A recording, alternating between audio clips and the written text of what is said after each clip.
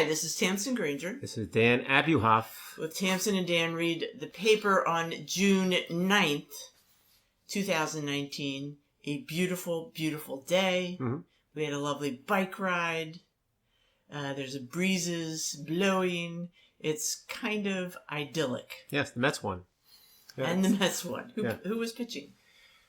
Syndergaard had a fantastic game. Noah Syndergaard, really? He's back. Thor. Finally, yes. Thor is back. All right. Glad to hear that.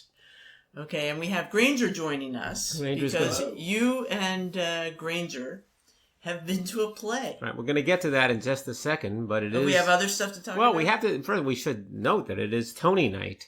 We're not going to get into picking Tonys because by the time anyone hears this, the Tony Awards will be given. And no one will really benefit from hearing the winners in advance. So it's not about picking the Tonys anyway. Sometimes it's a pretty fun show, right? Right, and it's being hosted by James Corden, and he's pretty funny, usually, and creative. Mm-hmm. He has a great creative team. Yeah. So it might be fun to watch. Yeah. But if it's not, we can just switch to the hockey game. That's true. So that's true. It's a win-win for us. Yeah, I mean, at the Times had a couple of theater things. One was interesting and one wasn't. They had something which looked promising, which was some interviews from the 1969 Tonys. They kind of dribbled out. There were a couple of funny stories about, 1776. But, people don't remember that too well. They asked Ansel Lansbury about the ceremony in 1969.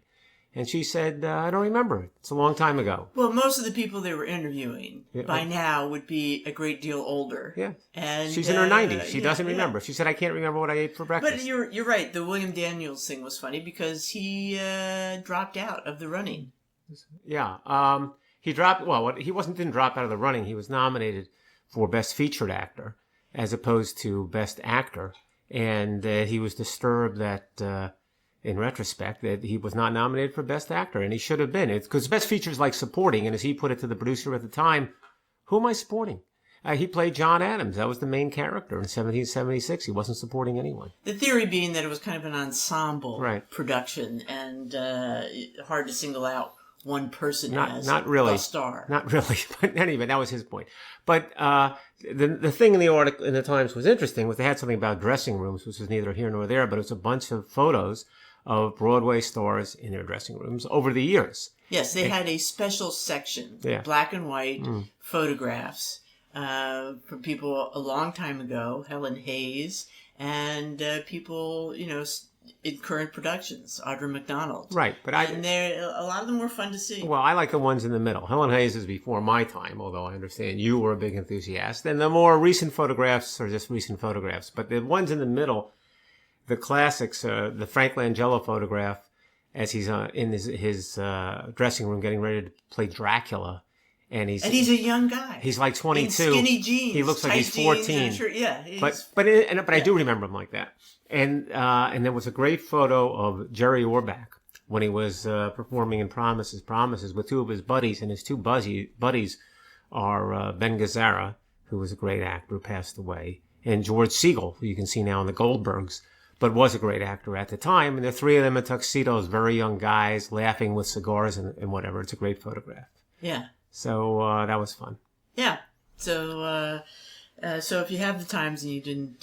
take a look at that section. There's some great photos there. Okay. So we were at the movies. We're reporting from the movies. And we should really do the play first. It's up to you. The play was Thursday. The movies was... All right, so the play. We'll do the play first. So Granger and I saw All My Sons. Here he is, Granger on All My Sons. Granger, your son. Granger, my son. To see All My Sons. Mom thought this would be a good father-son bonding experience since Father's Day is coming up. But I didn't have All My Sons. I just had one of them. But well, that's probably the case in the play as well. Not to give too many spoilers. That's true. Arthur Miller play. Yes. Yes, and this is one of his first successful plays. Right. Yeah. His first successful play. You're right. Yeah, and this is based on a true story. Right. Of these guys. Well, I was thinking, it had to be based on a true story. Yeah, it was.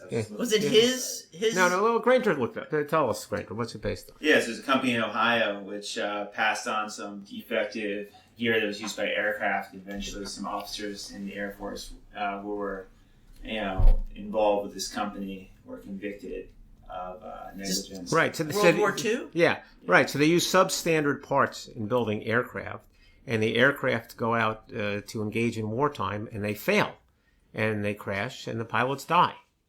And the play dramatizes it as 21 pilots die.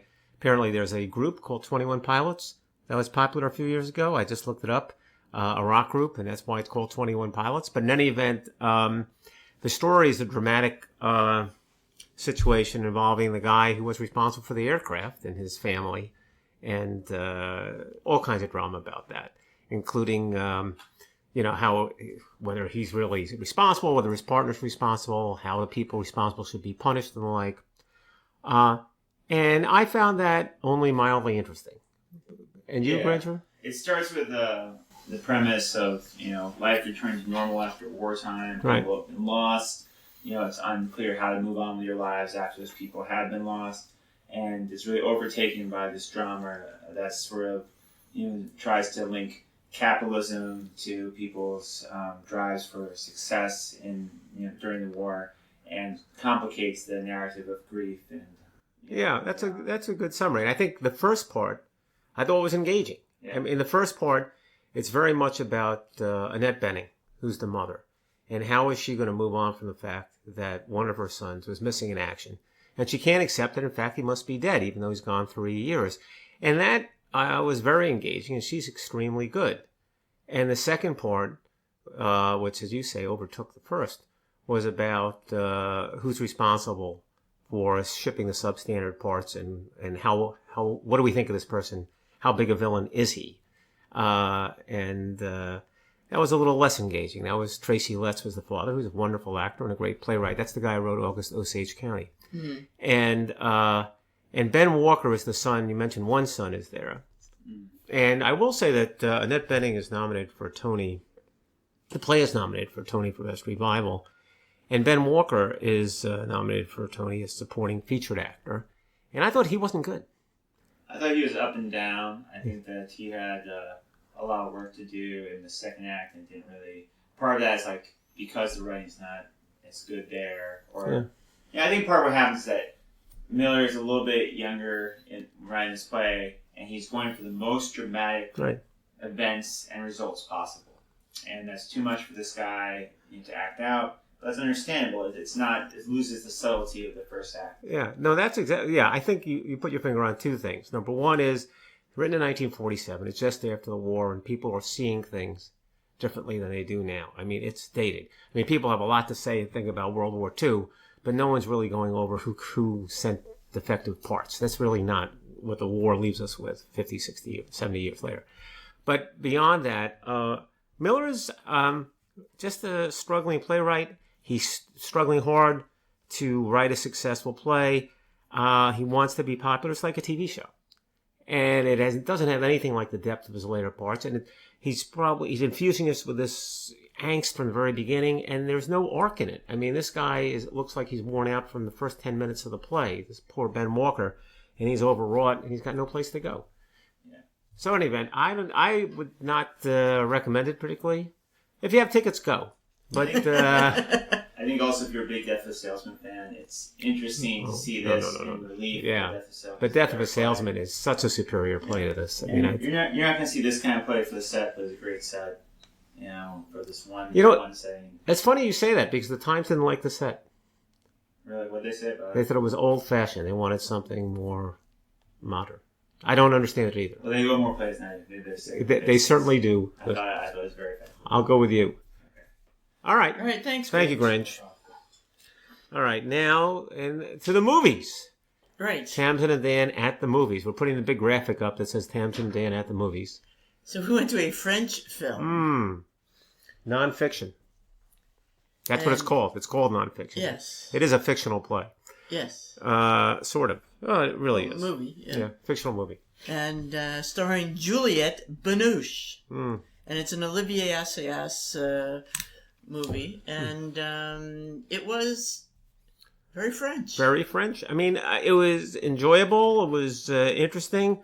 It was not a great movie. But it was interesting, and it was, as you put it, extremely French. So why do you call it extremely French? I have my own ideas. Well, I'm just being a little bit snarky, but it was it took me a while to get into it. It wasn't as linear, as sort of straightforward as most American movies are crafted. Well, it had no plot at all. Right. Perhaps one way of putting it. It jumped around, and I needed to learn to flow with it. Yeah. Also, it was a complex subject matter to some extent. There were many philosophical discussions of where is publishing and writing going today? Right. Are people reading more? Are they reading less? Are they writing more? Are they writing less?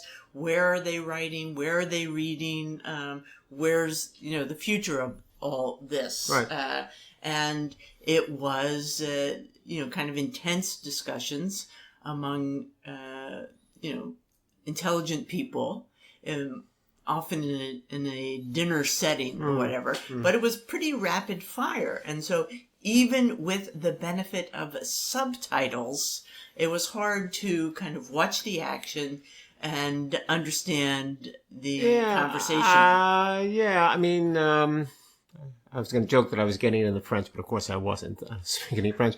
I think that at the end of the day, I mean, you do get into it at a certain point. Oh, it's an interesting, it's an interesting subject. Yeah. But there's a little less to it than meets the eye, and I thought the group was a little pseudo-intellectual as opposed to intellectual, but maybe that was the way it was set up. Because there were characters in the movie. Yeah. They were trying to give more depth to what they had to say than they actually were offering. I mean, the subject that they were getting to was sort of wrapped up in technology. How people read today versus how they read before, and, when you get your information by Twitter, et cetera, et cetera. But it's not really a technological discussion. It's a debate that's been going on for a long time. There's the old Jay Leno joke where he said he gets in front of an audience 25 years ago and the Tonight Show, and he says, I just saw a survey that says that the most read publication in the country is TV Guide. And the question for us is that reading? Mm-hmm. Well, that's the same question. What passes for reading these days? Is it little snippets, little bits of information, 2-sentence movie reviews? Or is reading something that's deeper? Where is the novel at this point? Is there such a thing as the novel? And that is a question which I think is worthy of discussion and was discussed. I don't think the technology adds that much to discussion because nobody in that movie really had anything to offer in terms of real substantive literature. Even the novelist was writing kind of pretty superficial everything that happened in his life and making believe that it happened fictionally. He was just reporting his life. No one was doing anything that was really intellectual in terms of actual literature. That was completely missing, I thought. Yeah. And no one seemed highly aware of it. So they were kind of lamenting the idea that tweets are shorter than longer sentences, than longer passages. And at the same time, the counter-argument was at least people are writing, even if it's tweets. But there was nothing really in anybody's view that approached what you would call real literature. That's absolutely missing entirely. And do we miss it? I guess it was largely about the business of writing, and about the writer's success, the publisher's success. Yeah. Where does publishing go from here? Can this guy make a living? But it was also very French in the sense that there are all kinds of affairs going on where you least expect them. Well, that is interesting. They're hopping into bed with everybody, and then they end at a certain point, and they end sometimes kind of abruptly. And I think that was, in thinking about it in retrospect, the idea that the end of the affair sort of meant people sorting out how they saw their lives, even personally and professionally. They were trying to get back on the right track. They were trying to, I thought when Juliette Binoche ended her affair with the guy who was the writer, I thought she was saying, I'm straightening my life out. I'm quitting the TV show. I'm rededicating myself to my marriage. I'm trying to do something that's more meaningful. I thought it was part of a larger whole. No? Maybe. I don't know. Okay. I don't know.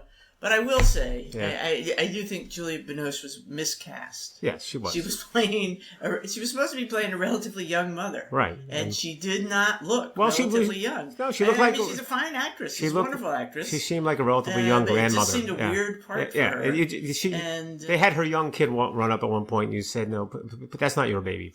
Put that baby down. It was weird, but she's Juliette Binoche. So moving on. Yeah. Right along. In the Wall Wall Street Journal this week, historically speaking, that column by Amanda Foreman is addressing the ancient origins of the vacation. And she says maybe the Greeks didn't invent vacations, but they perfected the concept, because they would have these, people would gather at various places for, things like the Olympics or other religious rituals and festivities. And they really did perfect having quality amenities and offering things like thermal springs and etc. at these events. And Plato, one of Plato's dialogues at a certain point attacks basically Socrates for not being a guy who traveled at all. He says, you've never been to any other city or seen what people do. So there is a value, even back then, in broadening one's self through travel and vacations. The Romans preferred a resort location with fabulous villas. That's what Pompeii was. Oh, really? A place to get out of town and go. They had all kinds of entertainment, etc. There's a famous amphitheater there that had, the usual kind of, Roman entertainments, etc. And you remember Hadrian's Villa. He had a fabulous place outside of Rome in Tivoli with all kinds of deluxe accommodations. In medieval times, not such a laugh-a-minute time for travel. Right. It was really all about the pilgrimage. And of course, Rome was a great place for a pilgrimage, but also Santiago de Compostela in northern Spain, where they believed St. James had been buried, and people would walk there. People still do that pilgrimage, actually. There are a number of bike trips taking you there. It sounds a little bit grueling, to be honest, but there were all kinds of souvenirs along the way, and souvenirs that could actually help you get into heaven, to be precise. Then after that, we move into the Grand Tour, 17th, 18th, 19th century, the way a young man completes his education, both in terms of culture and sophistication, would be to travel to specific sites all over Europe, but most importantly, probably Italy. And there were books about exactly where you had to be. You had to have these travel sites,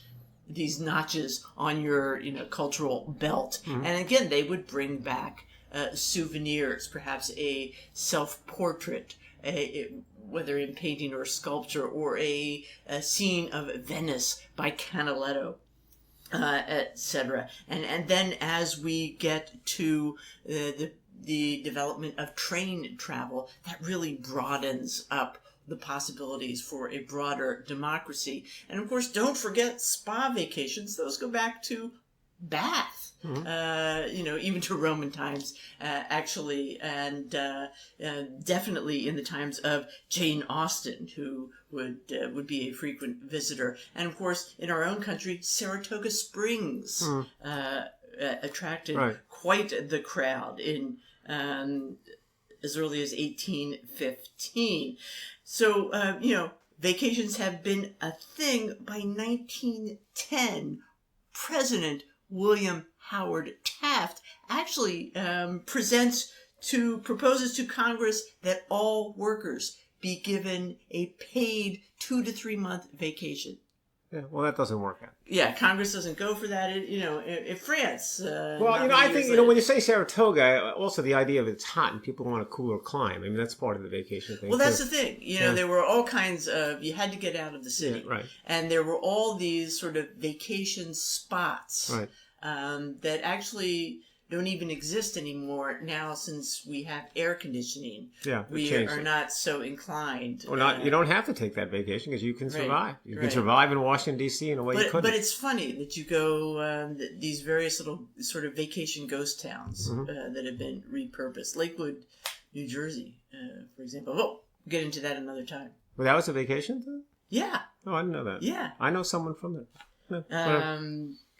All right. Interesting. All right. The speaking of people about to take a vacation, the NBA is winding up its season, and last week we played Gone Fishing or that was 2 weeks ago, perhaps, and one of the teams got knocked out. But in fact, we're down to 2 teams. It's the Toronto Raptors and the Golden State Warriors. Golden State, huge favorite. Some may recall we predicted here they wouldn't win because of bad karma, and perhaps we're right. Who knows? Usually we're wrong. But right now, Toronto is leading the series 3-1. And there's a little bit of a focus on a coach there with nobody ever heard of. His name is Nick Nurse. He's the head coach of the Toronto Raptors. I never heard of him. And there's a good reason. It's because he spent most of his career as a coach in the UK. He's an English basketball coach. Seriously? Yeah, I'm not making it up. How can there be such a thing? I don't know. Is he British originally, or he just coached in? Now you're asking me a question I don't know the answer to. I think, I don't know. He's certainly spent most of his life in the UK, and he's done almost all his coaching, a lot of his coaching, in the UK. A British basketball league team is where he spent most of his coaching life, which he took to the EuroLeague championship, or close to it, and that was an enormous accomplishment, apparently. The thing about him is that, here's what makes it interesting.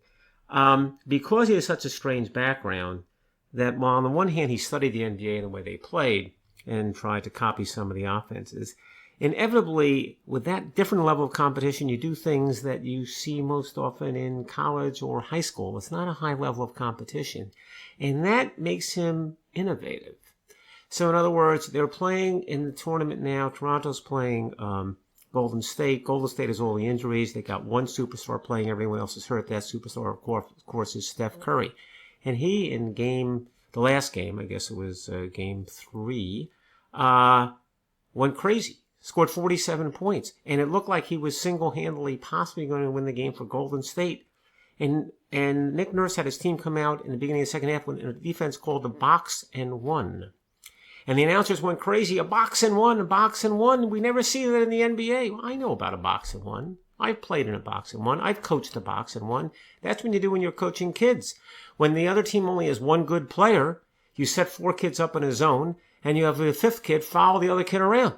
So that kid has to deal with the zone and the one-on-one at the same time because you're only stopping one player. Mm-hmm. Well, that's not an NBA defense because teams have 5 good players, but in this case they didn't. So he knew a defense that you wouldn't know as an NBA coach, that no one would have had anything to do with for years and years, but Nick Nurse knew because Nick Nurse has been coaching in Britain. And that helped win that game. And they are 1 game from the championship with this guy Nick Nurse who came from nowhere. So we'll see. Well, that's pretty interesting. That goes back to this idea of the broader range of experience that can change how you look at things, right, and help you succeed in a lot of different ways. Yeah. So I noticed, and you passed on to me as well, one of these belated obituaries. What do they call it? Overlooked No More or something like that in the New York Times. And this one was about Emma Stebbins, a sculptor who lived from 1815 to 1882. Now, I just actually noticed her, and, I might have heard of her before because she has a famous sculpture in Central Park, and, of course, I am a fan of Central Park, and that would be the Angel of the Waters in the big fountain in the park. And it's a sculpture based on the biblical story of an angel who imbues the waters of Bethesda with healing powers.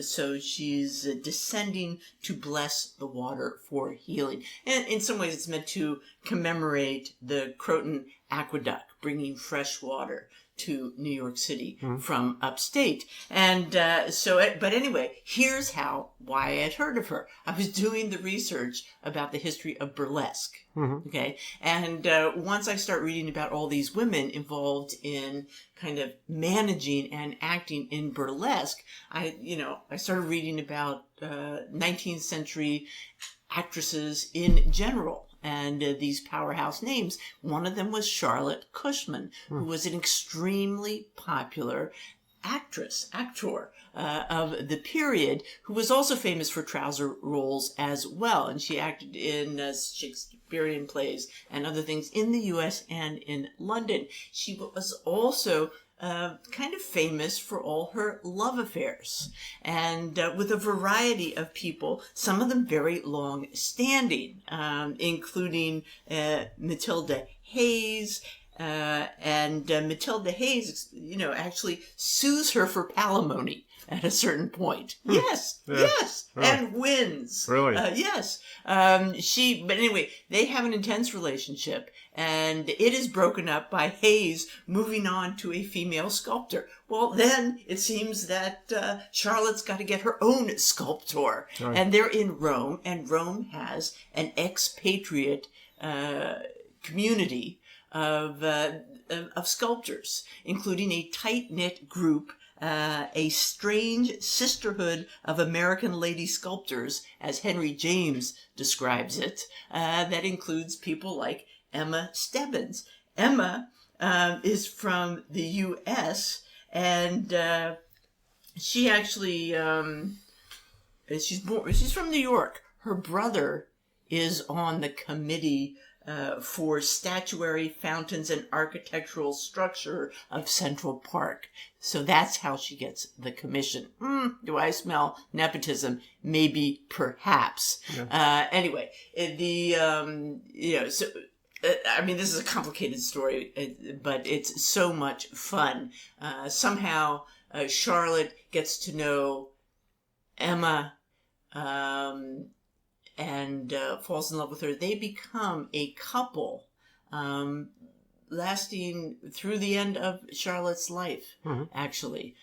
Charlotte is diagnosed with breast cancer. They move back to the U.S. from Rome. Stebbins nurses her until her death, and then she'll die 6 years later from a lung issue. So anyway, it's an interesting story, no matter how you look at it. But it also, remember that the Bethesda fountain sculpture actually becomes a significant setting in Angels in America.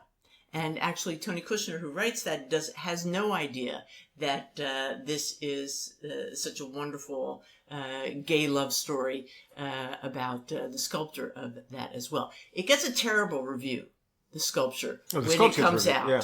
But so the image, they mock it, but the image in Angel in America that I'm thinking with the wing thing, that comes from that's it. Really? Yeah, that's it. And there is some belief that the woman, the angel, is based on Charlotte Cushman, which is possible. But interesting that they're, why is there not a movie of these women? I don't know. Do they mention Angels in America in the Emma Stebbins article in the paper? Yes. Oh, really? Yes. Okay. But, there's so much great back and forth. And, even when she's with Stebbins, she falls in love with another young woman. And then to keep that woman in her life, she convinces her to marry her nephew. It's such a fun story and such a, beautiful love story as well. The commitment all those years. It's gotta be a movie or a mini-series or something. Not yet. We'll hold on to the rights. The baseball draft took place, and you hear a little bit less about that because it's a little less scientific than the basketball draft and the football draft, which means that you don't know too much about the people you're drafting in terms of predicting their success. You know something, but there are a lot of people who are picked in later rounds who become superstars, and how do you prove that? Well, the Times put together a pretty interesting chart. And they did it in a very simple way. They listed all the players who played in last year's All-Star game, quite a few, both leagues. And they listed them in order of their draft number. In other words, the first few in the list were people who were taken number one in the draft, and it worked its way down. So you got 3 columns. The first column with folks who were taken all in the first round. Second column, folks taken between, like in the second to the third or fourth round, and a third column of names of people taken after that. Some, the 20th round, the 30th round. And what's interesting is the columns are equal.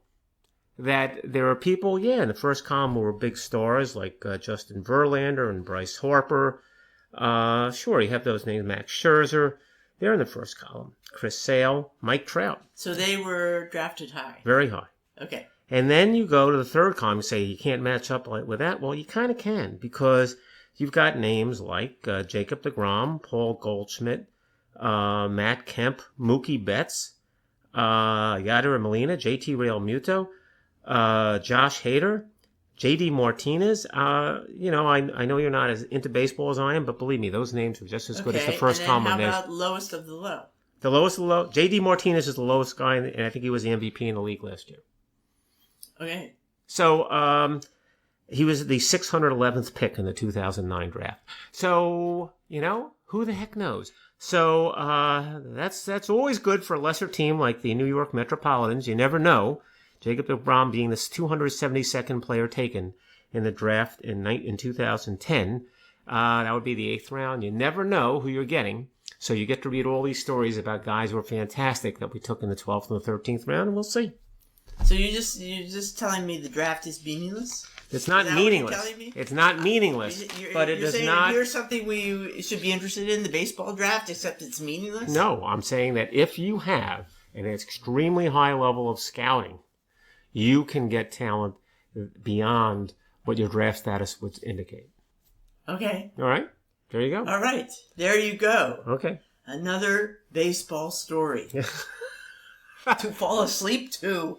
Really, Daniel. You're going to bicycling, so I don't know what you're bragging about. Well, we had such a nice bike ride today. I wore you out. Really, I wore you out. Okay. And also, the bike ride was nice. Oh, man. Go ahead. Daniel, you just broke everybody's eardrums. Okay.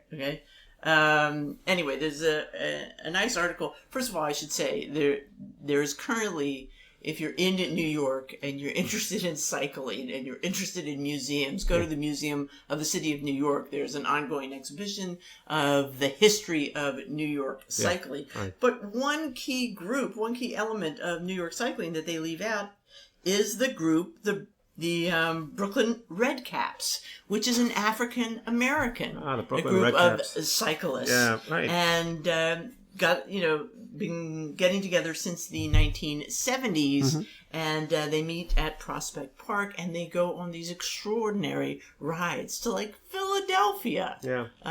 It's crazy. Well, I never heard of the Brooklyn Redcaps, but I'm looking at the photo, and I was telling you those are real bicycles. Those are real bicycles, and these guys are intense, and it takes a while to kind of break into the group. Yeah. They're not too warm and fuzzy. They really are very competitive with each other. And, they have various members. They say their membership ranges in age from about 25 to 88. No. That's what they say. No, I don't believe that. That's kind of fun. And they, I'm not riding to Philadelphia with real riders 88. who join them in their off season, etc. And they occasionally take young, promising riders under their wing and give them some support. But that is funny. In the course of the article about this group, they mention some other African American groups, including a group of women. 5 black women who rode round trip from New York City to Washington in 1928. That must have been quite a trip. That would be a tough trip. Well, especially now. Since bicycles weren't as nice. Yeah, absolutely. We've talked before how it took a while for them to get to the so-called safety bicycle, where both wheels are the same size, and so on. There's another famous group of black African American women riders called the L&M Society. Not intensely competitive like the Redcaps. But so it was a fun article, kind of broadening the scope of who's riding bikes in New York and the camaraderie. Those are nice bikes. They're in. All right, and you had something about George Washington's mother, or a book. Yeah, a review of a book, The Widow Washington, by Martha Saxton, who's a historian at Amherst, and it tells about George Washington's mom. And it's interesting from a couple of different viewpoints. First of all, there's some discussion of, what kind of woman was she? Was she nice or not? Right. And there is some indication that he has very little relationship with her in later years. Mm-hmm. But the story of her life sounds pretty darn compelling. First of all, it's overwhelmed with death.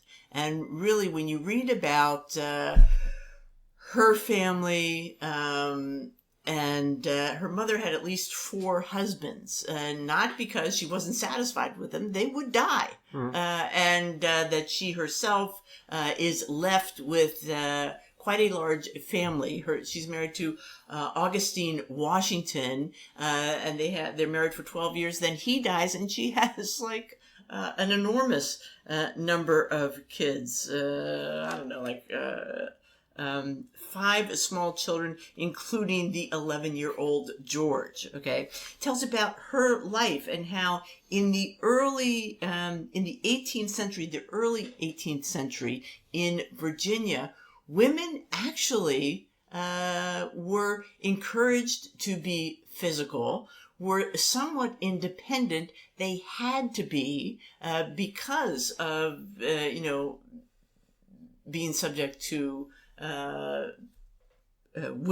widowhood, is that what you would call it? Sure. They had to be able to survive. And so it's a much different life than when you think of the constraints of the later 18th and 19th century and how women were taught to behave. Saxon even says that the women wore more comfortable clothes. They couldn't be constricted like women are in those Victorian clothes. Mm. And also what would you call it, inheritance laws or practices were much different because, that British tradition of primogeniture, where you're leaving everything to the eldest son, wasn't really going to work in the new America. And so that when Augustine Washington dies, his will calls for all the property being distributed to the various children, and that she would, his wife Mary, George's mother, would benefit from income generated by those legacies, which is new and different. Anyway, it's a slightly different picture, I think, of women and life in Virginia at that time. Nonetheless, it's tough sledding, it's hard reading because, of course, part of the property were enslaved peoples. Mm-hmm. But it does give an insight. Most of what he learned about how to command, how to behave, his, sort of moral structure, he gets from Mom. All right. Even though, I gotta say, Father's Day is coming up, but, next Sunday. Always happy to you can pay say tribute that to the mothers. Yes, next week you can concentrate on fathers. All right, so finally we have, actually I read that piece too. I have to say there were a couple of things that are a little less positive about her in the story, but... Yes, that's true. Especially in her old age, she was very cranky. Yeah, she's a huge nag in dealing with George. But again, it's weird. It's an interesting portrayal of life during the 18th century. Just wanted to give the balanced view, but again, the widow Washington. Yes, so Martha Saxton. So we've been reading a lot about D-Day, and there was an interesting piece. 75th anniversary, right? And we mentioned this last time, I think, and also that. Having been there to the Omaha Beach, etc., it was really kind of extremely moving, and seeing all this reporting and all these ceremonies brought it back again and again. Well, but I wanted to bring up something particular about film. Mm-hmm. And there's an article by Ben Mankiewicz. Ben Mankiewicz is the guy who is on TCM. Yeah, he comes on at the end of the movie and explains it to you. Right. Or tells you the little the guy with glasses stories, who says, tells some little bit about, Katharine Hepburn really didn't like so-and-so, that kind of thing. And he's well known. he's got well-known lineage. His father was Frank Mankiewicz, who was a screenwriter. Frank Mankiewicz's brother, Ben's uncle, was also Mankiewicz. I forget his first name, but he actually was the one who wrote, I think, All About Eve. So the Mankiewicz brothers were quite well known, so Ben's been in the industry. But his article is about the fact that his father, Frank, served in the Army and would never talk about his experiences in World War II. And this is something the Times has been writing about all week, saying that that's all this Greatest Generation stuff. But the veterans are famous for not talking about what happened. They're also very gruesome and grisly and whatever, and they can't bring themselves to talk about it. And he says, in the article, Ben says, the movies are actually a help in this connection in a lot of ways. And when you talk about our being in Normandy, of course, we saw this amazing film in Normandy. There was a museum that's set up right by the beach, and you see a 19-minute film or 20-minute film in which you stand up and it's like theater in the round, but it's all newsreels. And it's so evocative and it's so compelling, it knocks your socks off. It's amazing. You hear Hitler speaking, you hear Churchill speaking, you see the boots on the ground, you see the cornets of war, etc. But the film is so compelling, and films can be compelling. What he's saying here is that even though his father could not be brought to talk about the war, generally speaking, his father and others that he's known who's had that experience would sometimes respond to film, would sometimes open up after they saw movies about World War II. And he singles out three. He singles out The Longest Day, was made in 1962, a film called Overlord, which I don't know, which was made in the mid-70s and 1975, and of course Saving Private Ryan. And he talks about watching Saving Private Ryan with his father, and his father opening up about the war after watching Saving Private Ryan. And then he gives another account in which he watched Saving Private Ryan with a couple of other veterans, and he had the same experience. As soon as they saw the film, and afterwards they were so overwhelmed with the memories and seeing it in front of them, they started talking about it. And it just, the film, whether it's newsreels, whether it's like newsreels, and I have to say, he points out correctly, Longest Day and Overlord are both shot in black and white because they're like newsreels. That's the idea. That's what goes about it. He says it shows you how film can move people and affect people and get them to react. I mean, his last paragraph kind of sums it up. He says, on days like D-Day, we naturally call to mind all that was at stake, all the men who gave their lives, as well as their survivors, and the granular stories that come out of the movies, the pictures that may have only been, quote, based on a true story, end of quote, but did justice to the essential truth of what happened on the ground, the ones that got guys like my dad to finally talk. I think that's probably true. In any event, I really started thinking first and foremost about that film we saw in Normandy. It was amazingly affecting. And that one was newsreel photography. But, when you think about it, you can talk about things, but without the pictures, without the moving pictures, it doesn't have the same effect. But when you see it, and it's so stark and it's so real and it's so harrowing, there's no substitute for that. Yeah. All right, so in any event, that's where we'll leave you this week. And next weekend? Next weekend. Who knows? It'll be a festive weekend, but at some point, Tamsen, Granger, and Dan Abuhoff will be back. On Father's Day. So start preparing for that. See you next week.